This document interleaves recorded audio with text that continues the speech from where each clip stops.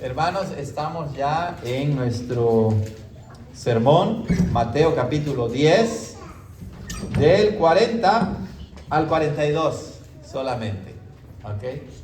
Y con esto terminan las instrucciones misioneras de Jesús a sus discípulos y también a cada uno de nosotros, ¿verdad? A cada uno de nosotros. Entonces, concluimos, gracias a Dios, con este capítulo tan interesante de Mateo 10, en que el Señor Jesús instruye a sus discípulos, a su iglesia, a la tarea más importante de todas, ¿verdad? Que es comunicar el evangelio de la salvación. ¿Ok? Entonces, vamos a leer Mateo 10, del 40 al 42. Yo lo voy a leer en voz alta y ustedes escuchan con respeto la palabra. Esta es la palabra santa e infalible de nuestro Dios. Jesús dice: el que os recibe a vosotros, a mí me recibe. Y el que a mí me recibe, recibe al que me envió. El que recibe a un profeta, por ser profeta, recompensa de profeta recibirá.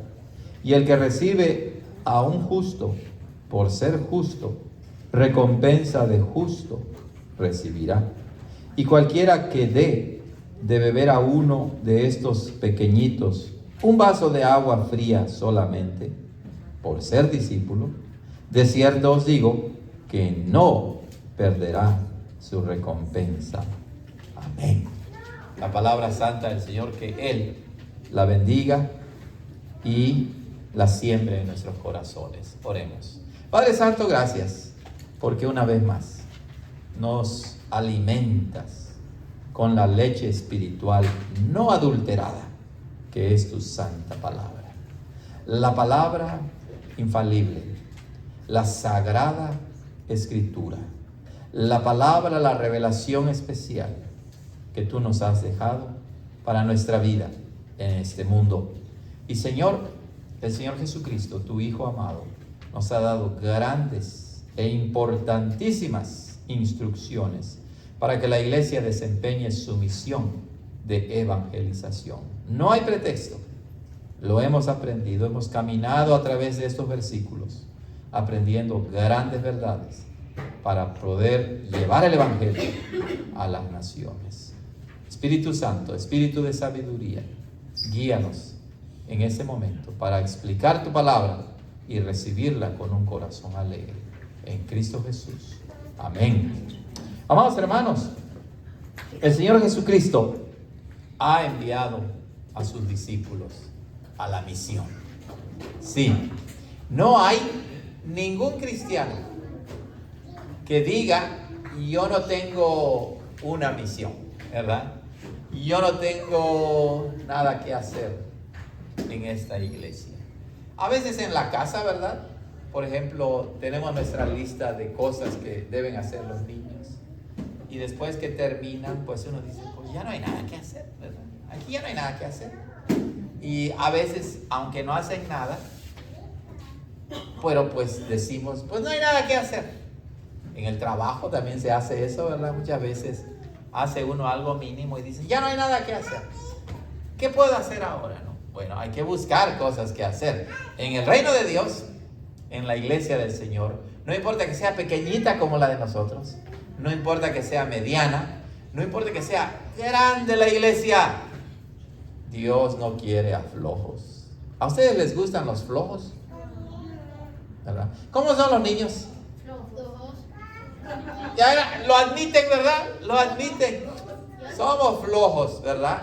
Bueno, deben de saber que a Dios y a nuestro Señor Jesucristo no le gustan niños flojos. No es una virtud. No debemos decir, ¿verdad? Ay, yo soy flojo. No, porque eso no es correcto. ¿El Señor Jesús era flojo? Lo hemos visto ya desde nuestras predicaciones en Mateo, cómo el Señor Jesús caminaba, predicaba, iba de aquí para allá, enseñaba, y Él no tenía carros, ¿verdad? Él todo el tiempo caminaba. Pero bueno, Si ustedes recuerdan, el Señor Jesús en Mateo 10, versículo 1, dice así: entonces, llamando a sus 12 discípulos, les dio potestad sobre los espíritus inmundos para que los echaran fuera y sanaran toda enfermedad y toda dolencia. Y luego, en el versículo 4, 5, a estos 12 envió Jesús y les mandó diciendo. ¿Quién envió a los 12 discípulos? Jesús. ¿Y de qué manera? Les dio un mandamiento, claro, les dio un mensaje. El mensaje que iban a predicar no era el mensaje inventado de los discípulos, era el mensaje ¿de quién? De Dios, de Jesús, del gran misionero, del Dios misionero. Pero además, ¿iban en el nombre de ellos mismos? No, iban en el nombre de Jesús. Es más, iban con la autoridad, con el poder de Jesús. Y esta es otra gran promesa, hermanos, que tenemos en este bello pasaje. Hemos visto muchas promesas, hemos visto muchas realidades hermosas para poder ir a predicar y evangelizar. No estamos solos. Encontraremos oposición y sufrimiento, sí, pero Dios está con nosotros. El Espíritu Santo está con nosotros. ¿Lo recuerdan? El Señor nos promete que estará con nosotros todos los días hasta el fin del mundo. Pero ahora, en este pasaje, el Señor se identifica de tal manera con sus discípulos, con su iglesia, contigo y conmigo, cuando vivimos el Evangelio, que realmente Él mora en nosotros, vive en nosotros, Él va con nosotros, al grado que Él es uno con nosotros. No Él oró eso a su Padre: Padre, que tú y yo seamos uno, que ellos y yo seamos uno como tú y yo somos uno. O sea, hay una identificación de Cristo, el enviador, con el enviado, con sus discípulos. Por eso es que Él dice en el versículo 40, el que os recibe a vosotros, a mí me recibe, y el que a mí me recibe, recibe al que me envió. Noten que Cristo se identifica con sus discípulos. Cristo se identifica con su iglesia. Cristo se identifica con todos aquellos que ponen en práctica el mandamiento de evangelizar. Y dice, el que os recibe a vosotros, ¿cómo dice? A mí me recibe. Y el que a mí me recibe, recibe al que me envió. Entonces, el Señor Jesucristo dice, cuando ustedes vayan a predicar, por el poder del Espíritu Santo, muchos creerán. Y esas personas que crean estarán recibiendo a Cristo. Y el que recibe a Cristo, recibe también al que me envió, es decir, al Padre. De modo que dense cuenta que hay una identificación de Cristo con sus discípulos, pero además estamos unidos con el Dios Trino, con el Padre y el Espíritu Santo también. ¿Quién va con nosotros entonces cuando evangelizamos? ¿Verdad? El Señor Jesús, el Padre, el Hijo, pero aquí explícitamente, ¿quién va con nosotros cuando evangelizamos? Jesús, nuestro Señor. Él está con nosotros. De modo pues que es tan importante que cuando salgamos a evangelizar, recordemos, no estamos evangelizando solos. Ese es una razón de mucho temor, porque recuerden que nosotros somos temerosos, nos da miedo. Bueno, ¿por qué nos da miedo? Primero, porque somos seres humanos pecadores. Todos tenemos una personalidad, unos más tímidos que otros. Pero una razón fundamental es que de verdad no creemos que Cristo va con nosotros, que Cristo está con nosotros. Y entonces no podemos ni abrir la boca, ¿cierto o no? Miedo, nos da mucho miedo. Pero si tenemos esta convicción de que Cristo se identifica con nosotros, lo haremos. Por otro lado, el Señor Jesucristo habla de aquellos que van a recibir el mensaje de los evangelizadores. Y eso es muy importante porque aquí implícitamente está la promesa de que Dios tiene su pueblo elegido, y donde quiera que vayamos, tarde o temprano, los elegidos creerán, recibirán el evangelio. El que os recibe a vosotros, a mí me recibe. Es decir, hay un pueblo que va a recibir a Cristo, que va a recibir el mensaje, que va a escuchar el evangelio y lo va a aceptar y va a decir: yo también quiero que Cristo sea mi Salvador. Increíble. Entonces, junto con esta promesa de que Cristo está unido a nosotros, también está la promesa de que habrá personas por la obra del Espíritu Santo que recibirán el mensaje del evangelio. Pero algo entre líneas que tenemos en este versículo también es el hecho de que el mensaje del evangelio se trata de Jesucristo. No se trata de alguien más o de algo más. Se trata de la persona y de la obra de Cristo. Por eso dice: el que los recibe a ustedes, a mí me recibe. El apóstol Pablo dice allá en Corintios que él está comprometido con predicar a Cristo y a este crucificado. Ahí lo dice. Vamos a tratar de encontrarlos allá en 1 Corintios 2, en la página 1203. 1203. Y dice ahí el apóstol Pablo en el versículo 1, 1 Corintios 2, 1. Así que, hermanos, cuando fui a vosotros, no fui con excelencia de palabra o de sabiduría para anunciaros el testimonio de Dios, porque me propuse no saber cosa alguna entre vosotros, sino ¿a quién? A Jesucristo y a este crucificado. ¿Se dan cuenta, hermanos? El centro, quien está en el centro y alrededor del mensaje del evangelio, es Cristo. Por eso es que Cristo promete bendecirnos con gente que escuchará y recibirá, no por la dignidad del evangelizador, no por la elocuencia del evangelizador, sino por la fidelidad al mensaje de salvación. Cuando predicamos a Cristo, la palabra de Dios regresa vacía. Nunca. La palabra de Dios es como una espada ¿de qué? De dos filos. Corta por un lado y también por el otro. Cuidadito, ¿verdad? Bueno, yo recuerdo que cuando crecía y trabajábamos en el rancho, ¿verdad? Allá en el monte, nos íbamos a cortar hierba mala.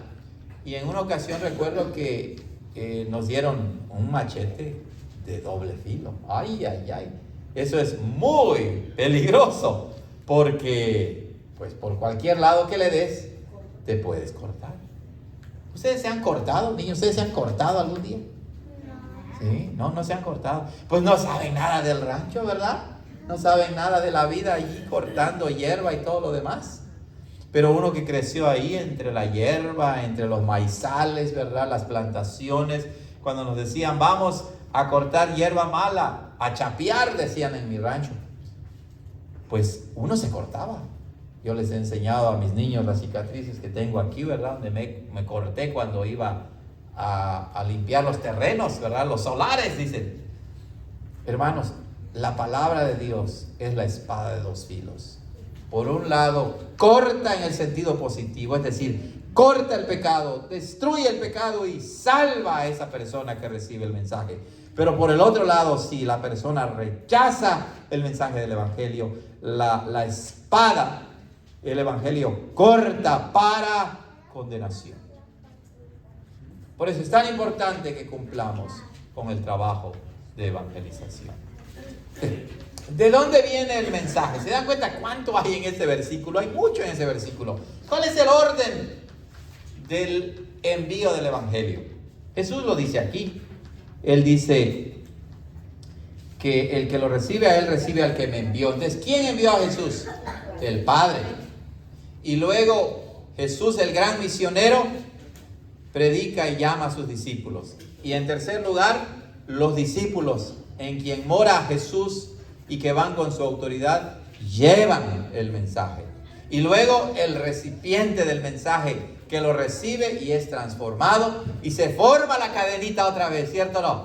Esa es la intención, que esta cadena del evangelio, esta secuencia del evangelio nunca se rompa, sino se alargue, crezca. Qué triste es cuando hay iglesias que no cumplen con esto, que no evangelizan, que no se sabe nada de ellos en la comunidad. Hermanos, no hay, entre otras cosas, no hay elogio más grande en una comunidad que digan de una iglesia: ¡ay, esos ya me tienen harto! ¡Ay, los odio! Porque eso significa que están, ¿qué? Evangelizando, cumpliendo con el mandato de Jesús de llevar el evangelio. Pero si en tu iglesia nunca se evangeliza, pues es una iglesia que no está cumpliendo, ¿verdad? Y que Dios nos perdone. Ahora, el Señor Jesucristo dice que el Padre lo envió. Y esta es una enseñanza más.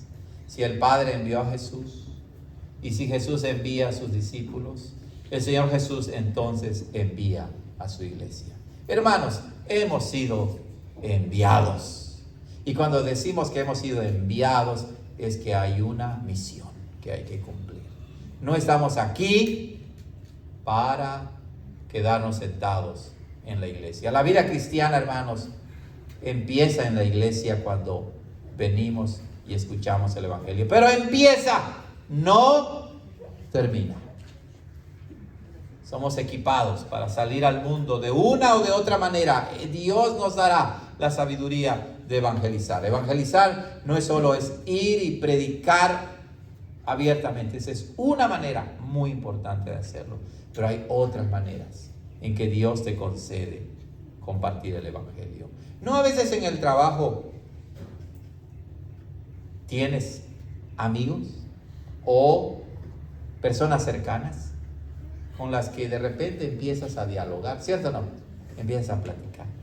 Bueno, si eres cristiano, no hay nada más importante que hablarles del amor de Cristo. Dios te dará la sabiduría para que lo empieces a hacer. El que recibe a un profeta por ser profeta, recompensa de profeta recibirá. Y el que recibe a un justo por ser justo, recompensa de justo recibirá. El Señor Jesucristo estaba utilizando una expresión conocida en su tiempo. Los judíos tenían un dicho: el que recibe al enviado es como si recibiera al enviador. Así decían ellos. Entonces, honrar a un embajador que es un enviado es honrar al que lo envía. ¿Ok? No dice que la tarea de Juan el Bautista era, espiritualmente hablando, allanar el camino, era preparar el camino para la llegada del rey. Juan el Bautista era el heraldo. Un heraldo es uno que anuncia la llegada de alguien importante, del Rey de Reyes. Nosotros somos heraldos que debemos preparar el camino, anunciar el camino. Y entonces, ellos estaban muy familiarizados con esa terminología.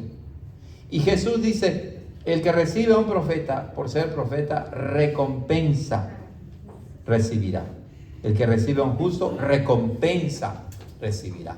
Pero noten que aquí hay una doble promesa, nuevamente como en el versículo anterior, porque uno dice: ok, Jesús está instruyendo a sus discípulos, pero al mismo tiempo está prediciendo, anunciando de antemano, como en el versículo anterior, que muchos recibirán el evangelio.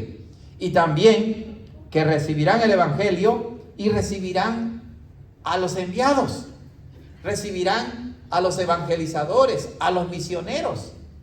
Porque el que cree realmente en el Evangelio no dice, ay, creo en el Evangelio, pero tú me caes gordo. No, ¿verdad? No, el que recibe el Evangelio dice, Cristo Jesús, llena mi vida, sé el Señor de mi vida.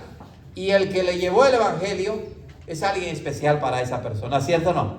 Le dice, gracias por haberme compartido el Evangelio, por haberme hablado. Y es lo que Jesús hace aquí, está animando a sus discípulos de que muchos van a recibirlos.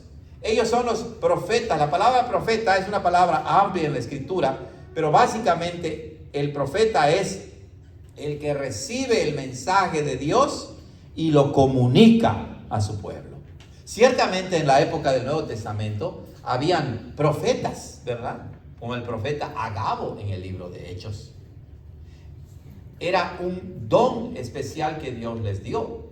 Pero en general el profeta es el que enseña, el que comunica, el que transmite fielmente el mensaje. Entonces Jesús le está diciendo, el que recibe un profeta, es decir, habrá personas que reciban el mensaje. Y esas personas serán bendecidas. Porque cuando alguien recibe el mensaje del Evangelio, recibe con el Evangelio, recibe a Cristo y recibe todos los beneficios de Cristo. Esa persona que lo reciba, recibirá esa gran bendición. Profeta lo dije al revés, recompensa de profeta recibirá. Tenemos ejemplos en el Antiguo Testamento de las bendiciones de Dios a través de sus profetas. ¿Lo recuerdan? ¿Recuerdan a Elías? Cuando él iba a visitar a una viuda, a la viuda de Sarepta de Sidón, ¿verdad? Al norte de Israel. Él iba a visitarla en su ministerio. Y entonces esta mujer dijo, bueno, este varón viene, ¿verdad? Y es varón santo de Dios. Y entonces le construyó un cuartito allá con una mesa y su vela. Y entonces ahí se hospedaba Elías.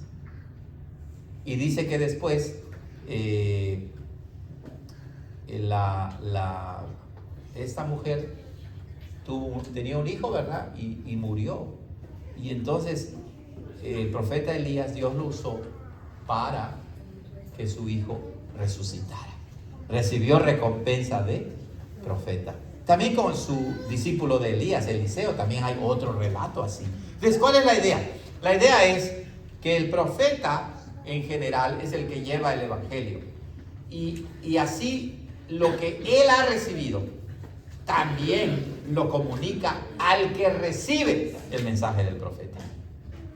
Pero vean que después dice, y el que recibe a un justo, por ser justo, recompensa de justo recibirá. Esta palabra justo es una palabra menos técnica o más bien menos oficial, por así decirlo. Es una palabra más general, porque la Biblia habla de los justos, ¿verdad?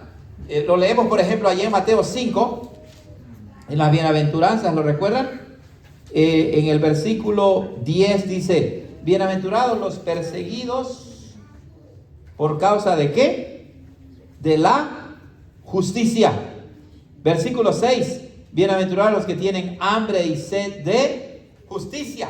Bueno, pues esos que tienen hambre y sed de justicia son justos. Es decir, justos es una palabra que engloba a todos los creyentes, a todos los cristianos. De manera pues que las instrucciones para evangelizar no es solamente para los 12 discípulos, no es solamente para un grupo selecto dentro de la iglesia, es para todos los que han sido justificados por la gracia de Dios en Cristo Jesús. Todos tenemos la tarea de evangelizar.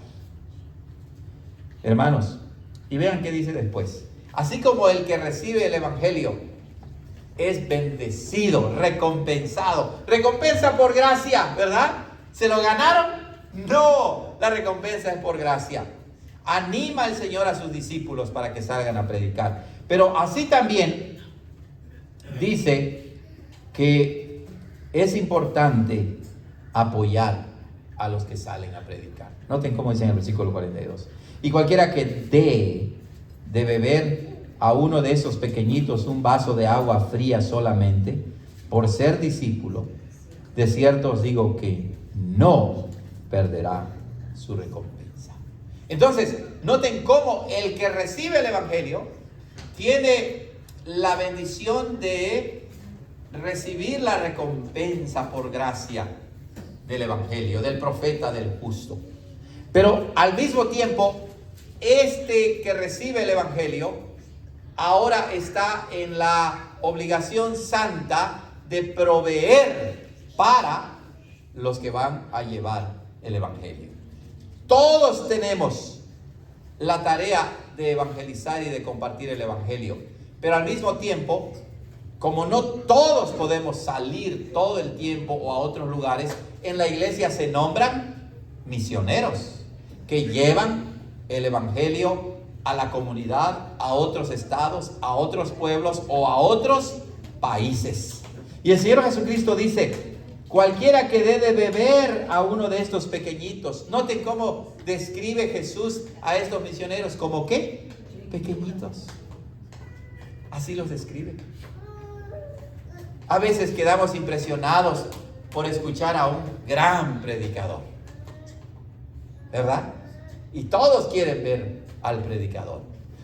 Pero ¿cómo ese predicador pudo subirse a un púlpito y predicar el Evangelio? Muchos tuvieron que evangelizar. Muchos tuvieron que aportar para construir la iglesia.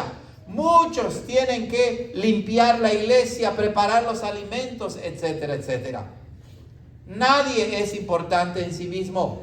Hasta el más importante necesita de los demás, de aquellos que pensamos que no son tan importantes. Y Jesucristo dice: cualquiera que dé de beber a uno de estos pequeñitos. ¿Cuántos en ese momento están muriendo por el Evangelio? ¿Cuántos en ese momento están yendo a rancherías, a las montañas, a los pueblos, a las ciudades a llevar el Evangelio? ¿Quién piensa en ellos? Casi nadie. ¿Pero quién piensa en ellos? Dios. Él sí piensa en ellos. En todo momento. En ningún momento se les escapa. ¿Pero qué le van a dar a estos pequeñitos? Un vaso de agua fría solamente. Entonces, por un lado muestra a estos pequeñitos que llevan el Evangelio, pero por otro lado muestra la tarea de los que reciben el Evangelio de apoyar a estos misioneros. ¿Cuánto tienes que dar? Un vaso de agua. Aquí dice Jesús: hasta la ayuda más mínima que nace del corazón, con tu actitud y la motivación de promover el Evangelio, aunque sea un vaso de agua fría solamente, eso es importante para Dios. Tal vez no para el mundo, pero para Dios es muy importante. Hay una obra en la cual debemos invertir. Aquí está. Esta es la empresa del Evangelio, donde nuestra inversión nunca falla, donde no depende de la bolsa de valores, donde no depende del valor del dólar o del euro. En esta empresa del Evangelio, lo que inviertas tendrá su recompensa. Y no solamente en esta vida, sino por toda la eternidad. Un vaso de agua fría solamente, niños. En el Medio Oriente, como aquí en esta parte desértica, ahora porque pues tenemos aire acondicionado y mi agua, luego tomamos, los doctores dicen: tomen agua. ¿Toman agua los niños? Quita agua, ¿verdad? Pero cuando salen a trabajar, se van al field, como dicen, al campo, ahí sí está duro el sol. Y cuando tomas un vaso de agua fría, ¿cómo lo sientes? Bien rico, refrescante. Coca no, agua. Porque aquí a uno les gusta mucho la coca, pero no, debe ser agua. Y en el Medio Oriente era así. ¿Recuerdan cuando Jesús caminó y se cansó y se sentó junto a un pozo? Porque tenía que sed. Un vaso de agua fría en ese tiempo era tan refrescante, era una gran bendición. Y eso los animaba para seguir adelante. Increíble. Ahora está Jesús llamando a la iglesia a dar $1 nada más para los misioneros? No. Está llamando a dar de todo corazón, según Dios te bendiga. Y aquí lo que quiere mostrar es que aún el cristiano más pobre, que haga a los ojos del mundo lo más insignificante, para Dios es valioso. Para Dios es importante. Y déjenme decirle, hermanos, ¿quiénes apoyan más las misiones? ¿Los cristianos ricos o los pobres? Los pobres. El rico está preocupado, que dice, ay, va a bajar del millón, ¿verdad? Ay, si doy esto, ¿qué va a pasar? Ay, y nos preocupamos más por amontonar riquezas aquí en el mundo. ¿Y qué dice Jesús? ¿Dónde debemos amontonar y atesorar riquezas? ¿En la tierra o en el cielo? En el cielo. El Señor Jesucristo dice, por ser discípulo, de cierto os digo que no perderá su recompensa. Noten lo que dice Jesús, ¿lo crees? O sea, si tú ayudas, apoyas a las misiones de Jesús, cuando dice, de cierto os digo, está diciendo, te lo garantizo, no perderás tu recompensa. Yo he conocido a cristianos que cierran su corazón a apoyar a las misiones. Claro, hay que ser sabio también, porque si apoyas a un misionero flojo o a un misionero que no es misionero y se tiene la gran vida al lugar donde los envían a predicar, no apoyes a esos misioneros. Por eso es importante que sepamos a quién, a qué causa, a qué organización, a qué iglesia vamos a apoyar.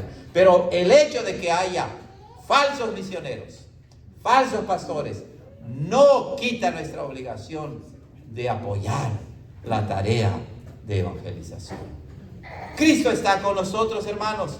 Va con nosotros. El Espíritu Santo está con nosotros. El Padre está con nosotros. ¿Necesitamos algo más para salir a evangelizar? No. Hagámoslo ya. Prediquemos el Evangelio de Jesucristo. Amén. Oremos. Señor, gracias por tu palabra poderosa que nos confronta directo, para que así despertemos y pongamos en práctica tu palabra. Gracias, Señor, por bendecir a tu iglesia, hoy y siempre, aun a pesar de que no cumplimos con nuestro deber. En Cristo Jesús. Amén.